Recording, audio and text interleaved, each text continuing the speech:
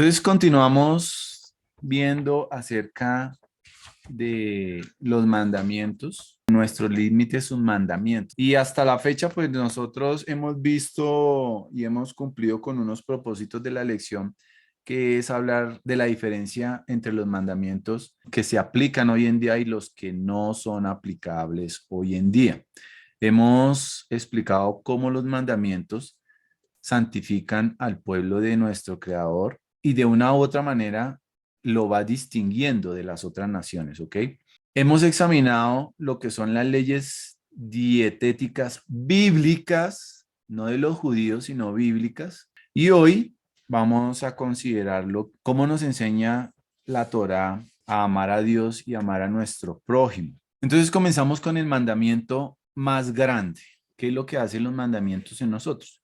Los mandamientos de nuestro Creador a nosotros nos santifican al apartarnos, pero también son expresiones de amor. Entonces vayamos a Mateo 23:23. Dice, hay de vosotros, escribas y fariseos, hipócritas, porque pagáis el diezmo de la menta, del eneldo y del comino, y habéis descuidado los preceptos de más peso de la ley, la justicia, la misericordia y la fidelidad. Y estas son las cosas que debíais haber hecho sin descuidar aquellas. Entonces, ¿cuáles son los asuntos de mayor y menor peso? La justicia, la misericordia y la fidelidad.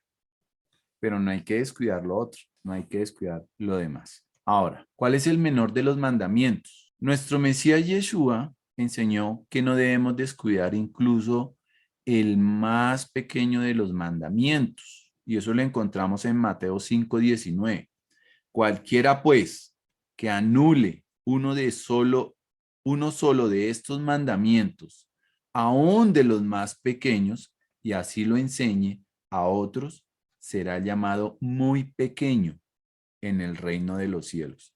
Pero cualquiera que los guarde y los enseñe, éste será llamado grande en el reino de los cielos. Y yo me quiero devolver acá, porque a nosotros ya nos gusta leer detenidamente, ¿verdad? Dice, cualquiera pues que anule uno solo de estos mandamientos, aún de los más pequeños. Entonces acá me surge una pregunta, o sea que hay mandamientos bien pequeños, más pequeños, y hay mandamientos que están clasificados como grandes. Entonces eso me lleva a esto. O sea que podríamos entender que hay clasificación, ¿verdad? Entonces, ¿cuál podría ser en el entendimiento o en el conocimiento que nosotros podamos tener? Quiero que abran los micrófonos de los mandamientos. ¿Cuál podría ser el más pequeño de todos? Entonces, comencemos a recordar, comencemos a buscar en nuestra mente. ¿Cuál podría ser el mandamiento más pequeño de lo que encontramos nosotros en las escrituras? Tienen 15 segundos. Tranquilas que yo no me lo sabía tampoco, ni idea de ese mandamiento. Hay un mandamiento que podríamos considerar muy, muy pequeño. A ver, Sandrita va a decir algo. Si solo tenemos en la cabeza 10 mandamientos, 10 instrucciones, pues yo digo uno, el que yo considere que está dentro de esos 10, el más pequeño. Claro, nosotros ya empezamos viendo 613 mandamientos que están clasificados. ¿No? ¿Nadie da? Bueno, listo. No se Pues no, pues, preocupen que no yo no mentir, o sea, conocía este mandamiento de los 613. Dime, no mentir. ¿no mentir? Bueno, vale, no mentir. Listo. ¿Quién da más? No adulterar.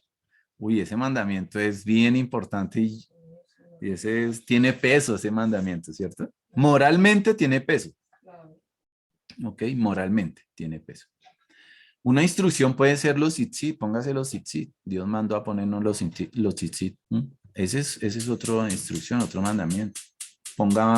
Escriba en la jamba de tu puerta de tu casa lo que ya sabemos, ¿cierto? Entonces vamos al mandamiento más pequeño y ese es el que le llama el nido de pájaro. No se les vaya a olvidar. El nido del pájaro, el nido de pájaro, ¿ok?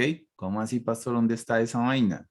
Entonces vayamos a Deuteronomio 22, 6 y 7. ¿Qué dice el nido de pájaro? Si encuentras un nido de pájaros por el camino, en un árbol o en la tierra, con polluelos o con huevos, y la madre echada sobre los polluelos o sobre los huevos, no tomarás la madre con los hijos, sin falta dejarás ir a la madre, mas a los hijos los puedes tomar para ti, para que te vaya bien y prolongues tus días. Ese es el nido de pájaro, ¿ok? Esa es una instrucción y es un mandamiento. ¿Conocían ese mandamiento? No sé, no me acordaba. Ni idea, ¿cierto? No se preocupen que yo tampoco lo conocía. O sea, no podemos matar a una pollita con sus pollitos. No podemos matarlos a todos o echarlos a la cazuela. Ah, me encontré, estaba ahí tiradito el pollito, estaba la pajarita o el pajarito ahí tirado guardando los huevitos o los pollitos y tengo hambre, entonces acabemos con todo. Y mire que habla sobre la vida, ¿no? Ajá, y para allá vamos, ¿ok? El nido de pájaro. La recompensa misma, vamos a, ahorita hago una clasificación acerca de esto, pero yo quiero leer lo siguiente. Ahí hay una recompensa. Si volvemos, entonces, ¿cuál es la recompensa? Para que te vaya bien y prolongues tus días, ¿cierto? Dios no reveló la recompensa por guardar sus mandamientos, a excepción de dos de ellos. El de más peso y el de menos peso, perdón, aquí dice el de menso peso, no, el de menos peso. El requisito para honrar al padre y a la madre. ¿Cuál es la recompensa? Eso lo encontramos en Éxodo 20:12. Y dice que para que tus días se alarguen. Y en Deuteronomio 22:7. Y el requisito de enviar lejos al ave madre es el mandamiento de menor peso. ¿Y cuál es su recompensa? Dice honra. Y el envío de la madre lejos de los polluelos, que es el de menor peso. Entonces ahí, ¿cuál es la recompensa? Está escrito en Deuteronomio 22:7, para que prolongues tus días. Y en Éxodo 20:12, para que prolongues tus días. ¿Ok? Entonces, ¿qué debemos hacer? Nosotros debemos ser escrupulosos cuando observemos un mandamiento pequeño de la misma manera que observemos un mandamiento grande o un gran mandamiento. ¿Por qué? Porque uno no sabe la recompensa que uno de estos mandamientos pueda tener, pueda traer. Peso del mandamiento, de mayor peso, de menor peso. ¿Cuál es el mandamiento? Honrar a los padres, Éxodo 20:12. ¿Y cuál es el otro mandamiento? El de menor peso, ahuyentar la ave madre, que está en Deuteronomio 22:7. La recompensa de honrar a los padres para que tus días sean prolongados. La recompensa del mandamiento de ahuyentar el ave madre para que tus días sean prolongados. Ahora vamos al más grande mandamiento. Y nosotros sabemos que en los escritos apostólicos, nuestro Mesías Yeshua enseñó que el mandamiento más grande es el mandamiento de ¿qué? De amar a Dios. Dice Mateo 22:35 al 40, y aquí encontramos que este mandamiento se está refiriendo a Deuteronomio 6:5 y también lo encontramos en Levítico 19:18. Y dice, y uno de ellos, intérprete de la ley, para ponerle a prueba, le preguntó, maestro, ¿cuál es el gran mandamiento de la ley? Y él le dijo, amarás al Señor tu Dios con todo tu corazón y con toda tu alma y con toda tu mente. Este es el grande y el primer mandamiento. Y el segundo es semejante a este, amarás a tu prójimo como a ti mismo. De estos dos mandamientos dependen toda la Torá, toda la ley y los profetas. Y él se está refiriendo y está yendo a la Torá. ¿Ok? Entonces esto me lleva a hacer una conexión y esa la conocemos nosotros, el Shema, el Shema, como dice aquí en Deuteronomio 6:5, porque nuestro Mesías Yeshua se está refiriendo a Deuteronomio 6:5, igualmente a Levítico 19:18, o sea que él se está refiriendo a lo que conocemos nosotros como el Shema. ¿Y qué es el Shema? ¿Qué significa Shema Israel? Escucha. Exactamente, esa palabra viene de la raíz shama, que significa o que el significado es escuchar, oír u obedecer. Y dice, escucha, oh Israel, el Señor es nuestro Dios, el Señor uno es. Estoy leyendo versión de las Américas. Amarás al Señor tu Dios con todo tu corazón, con toda tu alma y con toda tu fuerza. Y estas palabras que yo te mando hoy estarán sobre tu corazón y diligentemente las enseñarás a tus hijos y hablarás de ellas cuando te sientes en tu casa y cuando andes por el camino, cuando te acuestes y cuando te levantes, y las atarás como una señal a tu mano y serán por insignia entre tus ojos y las escribirás en los postes de tu casa y en tus puertas. Y este Shema Israel es el que recitamos nosotros en Shabbat y lo que encontramos en la Mesuzá. Entonces, vayamos con amarás al Señor tu Dios. Amar a Dios. Ese amar a Dios se divide en tres categorías, porque dice el versículo 5, amarás al Señor tu Dios con todo tu corazón, con toda tu alma y con toda tu fuerza. Vamos a ver a qué se refiere esto. Con todo tu corazón, dice el versículo de Romanos 7:21, ya lo leemos. Con todo tu corazón. Con todo tu corazón, ¿qué significa? Significa con sus dos impulsos, el impulso del mal, así como el impulso del bien, con toda tu alma significa aunque Él tome tu alma, o sea, tu vida, con todas tus fuerzas significa con todos tus bienes. Romanos 7:21 dice, así que queriendo yo hacer el bien, hallo la ley de que el mal está presente en mí. Con toda tu alma, alma en hebreo es nefesh, que significa vida y alma, con toda tu vida. Por eso, bueno, aquí lo puse fue en este sitio, debería estar a este lado. Con toda tu alma significa aunque tome tu alma, aunque tome tu vida, ¿ok? Y con toda tu mente es con todas tus fuerzas, que significa con todos tus bienes. O sea, con todas tus fuerzas, con todo tu poder. En hebreo, meot, fuerza, propiedad, riqueza. Mateo 6:24 dice, no podéis servir a Dios y a las riquezas. Primera de Juan 5:3, porque este es el amor de Dios, que guardemos sus mandamientos y sus mandamientos no son gravosos. En Deuteronomio 6:5 dice que nosotros debemos mostrar nuestro amor a Dios por mantener sus mandamientos en nuestros corazones. Amar a Dios, entonces, ¿qué significa? Cumplir sus mandamientos. Por eso vamos a Primera de Juan, porque este es el amor de Dios, que guardemos sus mandamientos. Y sus mandamientos no son gravosos. Entonces, ¿qué es amar a Dios? Guardar sus mandamientos.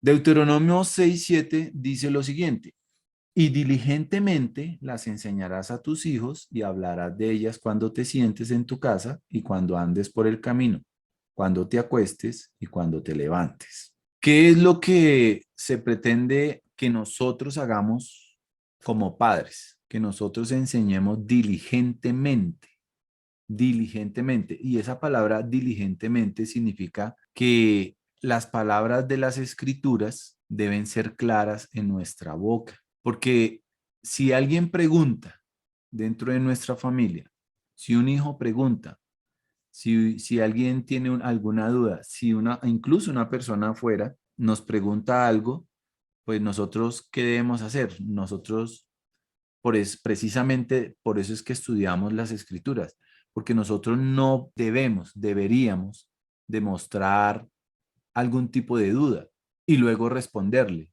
sino poder responderle inmediatamente aquí, en este caso, a nuestros hijos, ¿ok? Por eso nosotros tenemos que conocer de las escrituras, leer de las escrituras. Esto dice la escritura. Yo no estoy diciendo que nos aprendamos en dónde está el versículo, no, sino que sepamos cómo responderle a nuestros hijos. ¿Amén? En Josué 1:8 dice, este libro de la ley no se apartará de tu boca, sino que meditarás en él día y noche para que cuides de hacer todo lo que en él está escrito, porque entonces harás prosperar tu camino y tendrás éxito. A nosotros nos han enseñado, sé fuerte y valiente, porque yo estoy contigo. No temas ni desmayes, pero nos enseña esta parte. Este libro de la ley no se apartará de tu boca, sino que meditarás en él día y noche para que cuides de hacer todo lo que en él está escrito. Y ahí sí, porque, y volvemos al tema anterior, ¿cuál es la casilla de la recompensa? Porque entonces harás prosperar que tu camino y tendrás éxito. Y en el pueblo israelita, en el pueblo hebreo, entonces nosotros ya podemos decir, usted quiere tener prosperidad en su camino y éxito, entonces ahí sí le leo todo ese Josué 1 y si lo leo completo y no solamente llenarnos de emoción, no, sé fuerte y valiente porque Dios está contigo, no, tranquilo, tranquila que Dios está contigo, levantamos el ánimo, sino que continuemos con toda la lectura y toda la enseñanza completa. Entonces, no digas cuando tenga tiempo libre estudiaré. ¿Por qué? Porque quizás nunca tengas tiempo libre. Bueno, ahora, volviendo al versículo de el Shema, entonces ya fuimos acá, amarás al Señor tu Dios. Y estas palabras que te mando hoy estarán sobre tu corazón y diligentemente les enseñarás, hablarás cuando andes por el camino y las atarás como una señal en tu mano y serán por insignia entre tus ojos. Ustedes pueden ver, por ejemplo, al pueblo judío o a casa de Judá, que ellos se colocan una cajita en la frente. A eso se le conoce como tefilín. Entonces ellos literalmente cumplen ese mandamiento o esa instrucción. ¿Qué contienen esos tefilín? Esos tefilín ahí ellos colocan versículos de la escritura, pasajes de la escritura, ahí están recortados en cuadritos. Entonces el tefilín, yo lo tengo acá, espérenme, yo les muestro. Ya me devuelvo al otro. Bueno, este es un tefilín, ellos se amarran eso ahí a la frente y hacen lo mismo en los brazos. Mateo 23:5 dice, sino que hacen todas sus obras para ser vistos por los hombres, pues ensanchan sus filacterías y alargan los flecos en sus manos. Eso es una advertencia, es una crítica que nuestro Mesías Yeshua le hace a los fariseos, a los religiosos. Mateo 23:5, sino que hacen todas sus obras para ser vistos por los hombres, pues ensanchan sus filacterías y alargan los flecos de sus mantos. Está refiriendo al manto de sus vestiduras, lo que conocemos nosotros como talit, y alargan los flecos de sus mantos, los tzitzit. Bueno, los tzitzit. Este personaje llamado David Bivin, esta persona es un erudito bíblico norteamericano y él hace parte de la Escuela de Investigación Sinóptica de Jerusalén y él ha escrito unos libros. Él escribió uno de esos libros, se llama La Nueva Luz sobre las palabras difíciles de Jesús, ¿sí? New Light of the Difficult Words of Jesus. Y él escribió lo siguiente, así como Jesús criticó el uso ostentoso de los tzitzit, o sea, los flecos, que él mismo vestía, probablemente llevaba tefilín, mientras criticó a los que lo llevaban hipócritamente. Que no hubiera llevado tefilín, es poco probable que sus críticas hayan sido dirigidas solamente al exceso. Criticar la manera que eran usadas, criticar la manera que eran usadas implica la aceptación de Jesús a la práctica y la interpretación literal de los sabios del mandamiento bíblico. Entonces él le hacía esas críticas a ellos. Por ahí me dijeron, oiga, eso está muy cortico. Me dijeron, esos tzitzit están muy corticos. Ay, Dios mío. Bueno, ya nosotros conocemos los tzitzit, es un mandamiento. ¿Okay? Aquí se colocan en el talit. Otros, los judíos, bueno, hay un sector de los judíos que se los llevan dentro de su ropa, los colocan en las camisetas por dentro. Y estos son los tefilí. Y seguimos leyendo el versículo, entonces dice que en la jamba de la puerta, entonces pues eso se recogió y por las diferentes diásporas, las diferentes salidas del pueblo judío, pues ellos en su normatividad decidieron utilizar esta cajita que se le llama hoy en día ya en la modernidad mezuzá, y dentro de la mezuzá se coloca el rollito de lo que hemos leído en Deuteronomio, el Shema Israel, todo eso que hemos venido leyendo. Y pues por tradición se le coloca la letra Shin. No es una W, ahí la coloqué entre comillas como para identificar más o menos. No es una W, parece una W, pero no es una W. Es una letra Shin.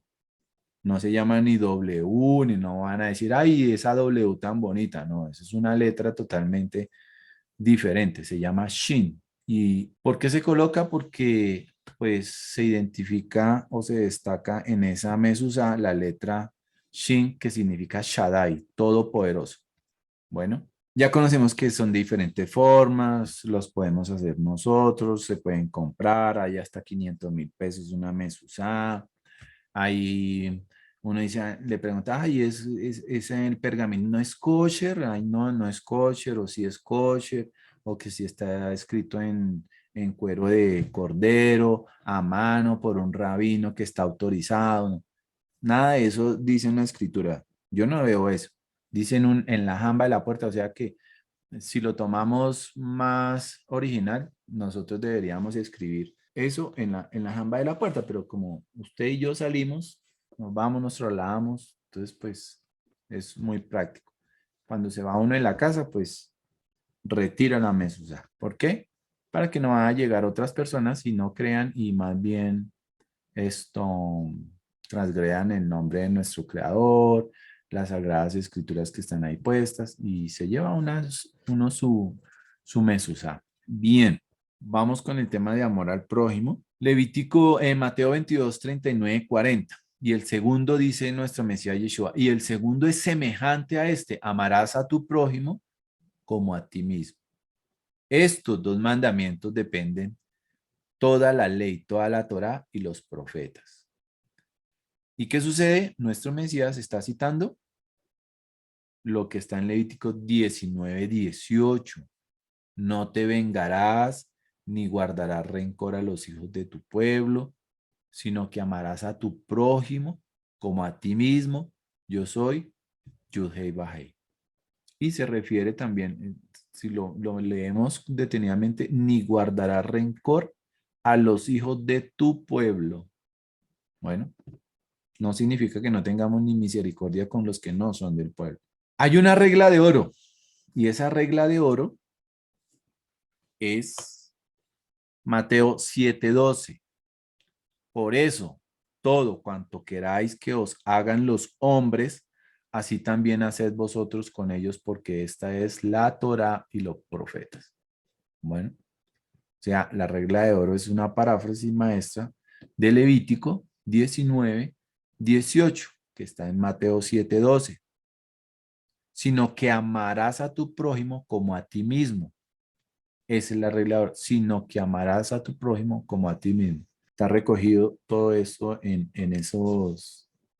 esas dos paráfrasis que respondió nuestro Mesías Yeshua a los fariseos. Ahora, tomemos algunos versículos que yo coloqué acá. Dice Romanos 13:9, que está citando Levítico 19:18 también. Y cualquier otro mandamiento en estas palabras se resume: amarás al prójimo como a ti mismo.